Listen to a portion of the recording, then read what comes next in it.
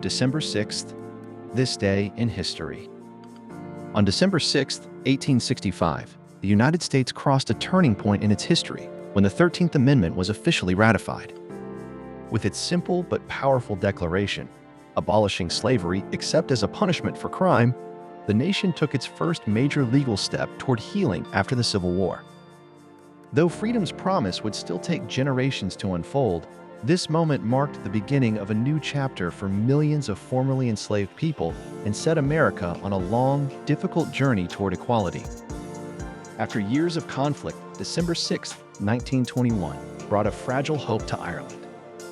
Representatives of the British government and Irish leaders signed the Anglo-Irish Treaty, granting Ireland status as a self-governing dominion within the British Empire. It paved the way for the Irish Free State, but also split the independence movement, leading to civil war.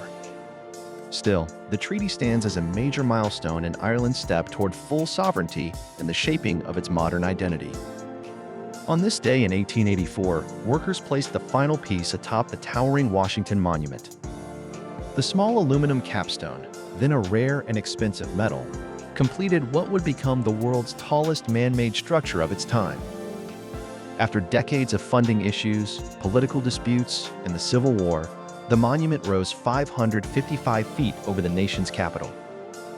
Its completion symbolized America's determination to honor George Washington and provided a proud landmark for a nation eager to showcase its growth.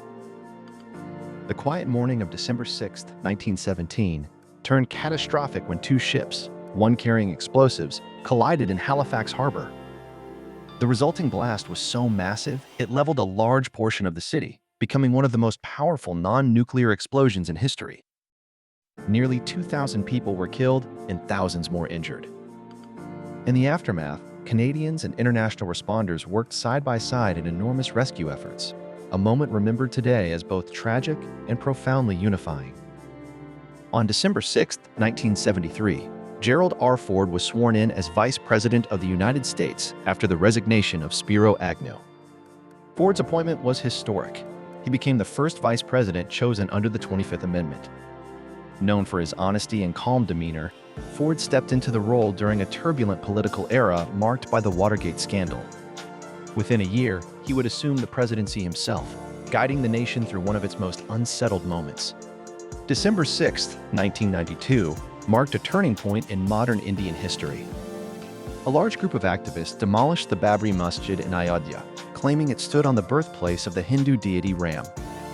The event ignited widespread violence, political upheaval, and years of legal battles.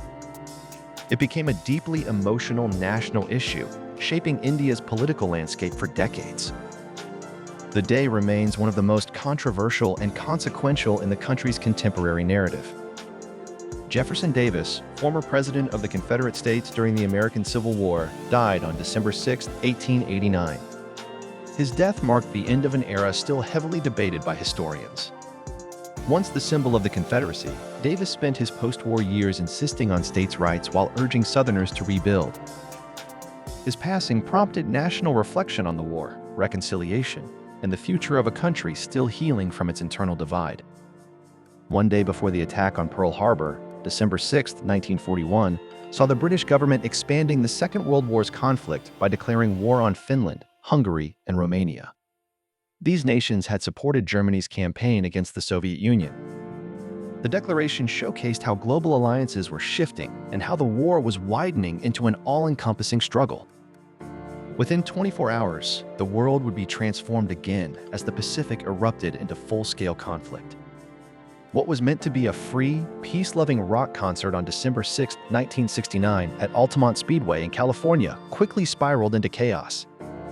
With the Rolling Stones performing and the Hells Angels hired as security, rising tensions and disorganization culminated in violence that left one attendee dead.